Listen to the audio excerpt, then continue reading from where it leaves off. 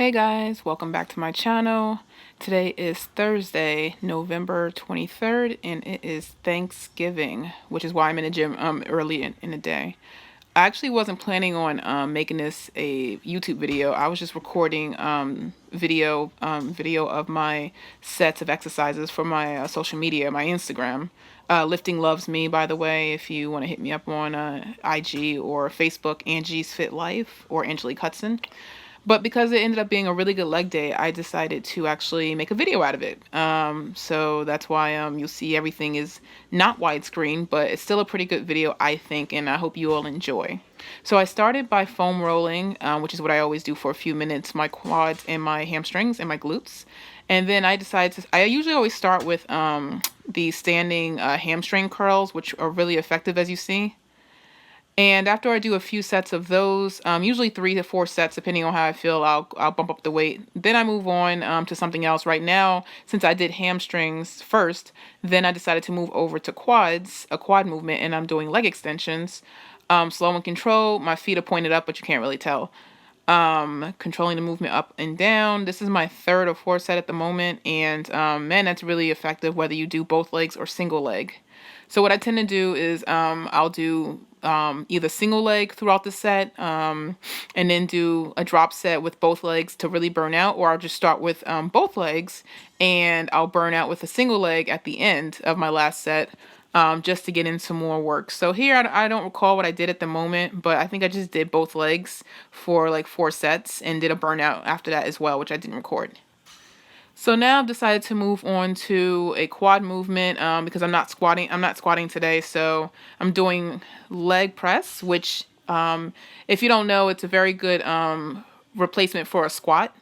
And you can do various movements with this, whereas you can work with your quads. In this movement, as I'm doing here with narrow stance, this is working my quads.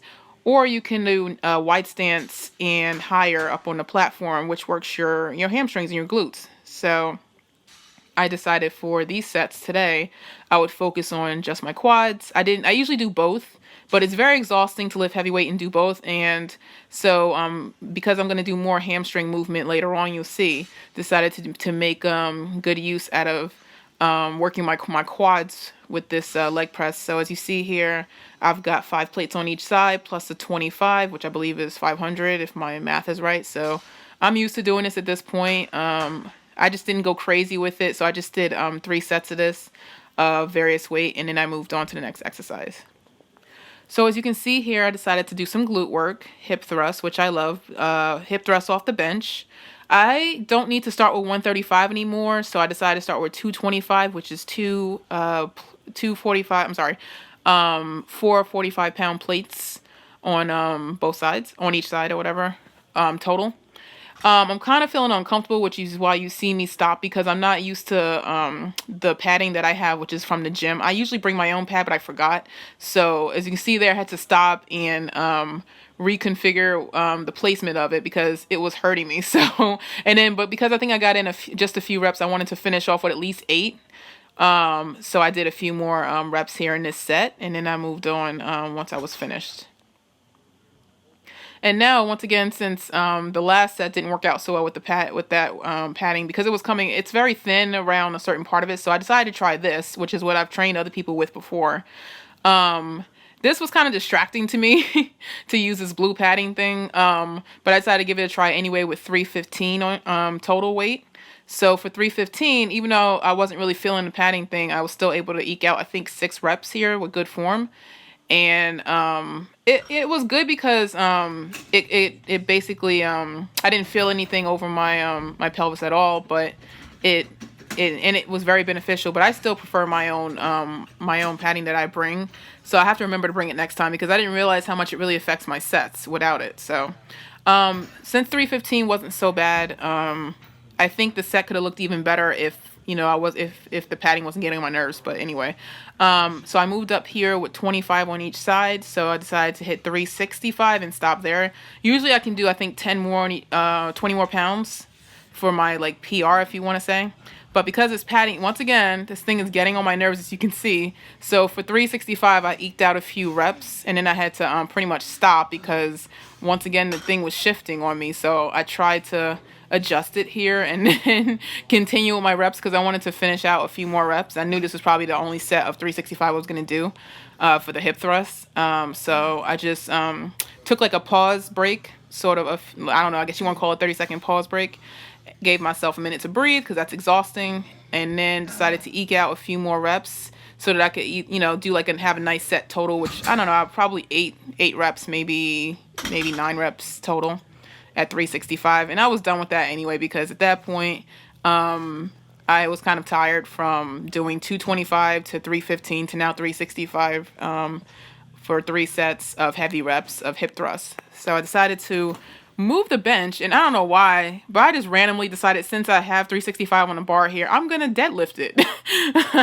No warm up. I felt like I was pretty warmed up with my back. My lower back was warmed up. My legs are warmed up. So I figure why not deadlift, right? I haven't deadlifted in a long time other than rack pulls. And I didn't feel like taking weight off the bar. Do not try this, guys, if you are a beginner to deadlifting or whatever. I know my body, so I knew I would be fine deadlifting 365 with no beginning weight. I'm sorry, with no warm-up sets. I just didn't know how many reps I could do or how my hands would feel, but I decided to pump up myself a little bit, thus the dancing, and just see what I could do. So even though I was tired, I didn't want to let 365 on the floor go to waste, so I decided to give it a rep or two and try 365, no warm up. And as you can see here, I got the first one up pretty good, but my hands were killing me. I think my hands were killing me from previous exercises that I had done the day before or previously. So, but I wanted to do one more rep, so I got 365 up again, no warm up. And I think I was pretty happy with that. I didn't need to do any more. So once I put that equipment away, then I decided to do more hamstring work since I did a lot of quad previously. So I'm doing hamstring and glutes here by doing dumbbell Romanian deadlifts, which I love. I love this exercise. You really feel it in your glutes and your hamstrings. My arms are really long, so I stand on plates. And it also works because I feel it more on my hamstrings when I stand on plates, FYI. So give that a try if you haven't.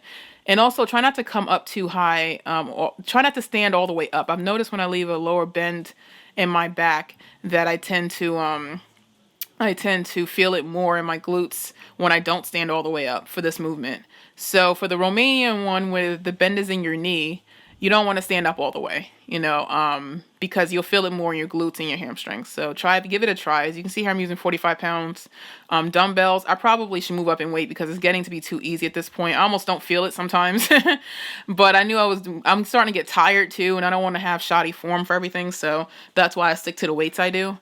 As you can see now, I've moved on to dumbbell goblet squats, which I also love. This is really effective for your quads. So as you can see here, I'm shifting between quad movements and hamstring movements. Sorry if you hear a background noise. My dog just came in the room and he wants to get on his bed, so give me a second. But as you can see here, this movement is pretty good if you have back issues and you still want to work your quads, and let's say you can't squat. The dumbbell goblet squat is really effective. It's exhausting. If you see here, I'm not very lean, but you can see the muscle in my quads. I'm really proud of that. And I love it, which is why I love this movement. I really feel it. You can hold the dumbbell however you want. You can hold it up on your chest, but I don't need to do that. I'm fine like this. I'm using a 50-pound dumbbell, and I probably could have gone higher in weight, but I was tired at this point, so it's very effective enough using 50 pounds and doing a bunch of sets. Trust me. Give it a try if you haven't. You could also stand on plates for that, as you saw me do. So for the next movement, I'm now doing more quad work and moving on to lunges, walking lunges, which I realized I hadn't been doing previously for a while now, other than I think the last video that I posted. Just because I was being lazy, even though I powerlift and I bodybuild and I do a lot of heavy stuff and a lot of crazy high volume, sometimes there's exercises I just don't want to do. But now I see how effective these walking lunges are. This is my third set, I believe. I think I started with 15 pounds, and now I did 2 sets of 15 and then one of 20. And as you can see here, I got tired by 20 and decided to, rep out with no weight. At this point, my legs feel like jello, but I wanted to do one more set after this for 4 sets. So I have no idea how many steps I took. I think it's at least 20, maybe 10 on each side. all the way across the room and back. So you can do the math if you really want to. I just do what I do. I do it until I'm tired, basically. As you can see here, this is my last set of walking lunges, and by the time I got across the room over there, my legs are shaking, but I still wanted to torture myself some more, so I did the remaining sets coming back this way, and I could barely move at this point, but I didn't want to cheat. I was trying not to cheat because I have long legs, so I could take bigger steps, you know how it is. But I didn't want to cheat, and I wanted to finish out strong. At this point, I'm about to fall over. My legs are killing me. So I'm telling you guys, incorporate walking lunges. No matter how fit you are, it is exhausting doing them. I prefer dumbbells as opposed to a barbell, but both are very effective to do either movement with either piece of equipment. So I'm tired there, as you can see. And now I decided to do a little bit more glute movement, glute exercises. So I started with cable pull-throughs, which I really enjoy. I really feel it in my lower glutes. And it doesn't mess with my back too badly at all because I'm bent over. So you can go heavy with this. You should go heavy with this, in my opinion. Just make sure you're using proper form. And I'm checking out my gains before, and dancing a little bit. I love to dance. People always watching me in the gym. I do my thing. I don't care. You can watch me if you want. I just like to dance. So especially in the gym. So for this last set, I have no idea how much weight it is, but trust me, it's heavy. And I just wanted to get one more good set. I think this is my third set of these cable pull-throughs. And when I was done while I was doing these, I'm going a little fast, but trust me, it's exhausting. That's why I was going fast. I wanted to be done. It's very effective, especially at the end of your workout. Trust me. Give it a try if you haven't tried this movement. There's some other movements too that I will incorporate at some point. I forget them when I'm in the gym sometimes because I just kind of go off of what I feel like doing. I don't write my exercises down anymore. I don't need to. But there is some stuff that I've wanted to try, so I have to remember to write them down for my next exercise, for my next workout. And so lastly, I'm doing kickbacks, which I realized I hadn't done in a while. So another movement just because I'm kind of lazy. So I decided, all right, let me finish up with kickbacks. Another exhausting movement, especially when you put it at the end of your workout. You don't even need much heavy weight at all. I think I shifted from 5 pounds to 10 pounds, maybe 15. I don't recall at the moment, but I never go over 15. It's way too exhausting and taxing when you do it at the end of your workout. So as you can see here, I'm being really lazy and I'm exhausted. I can barely put on the cable onto my right foot. But I don't quit. So, and I know it's the end. So for me, I'm eking out these last reps. I'm trying to focus on my form. I'm trying to get a good kickback there.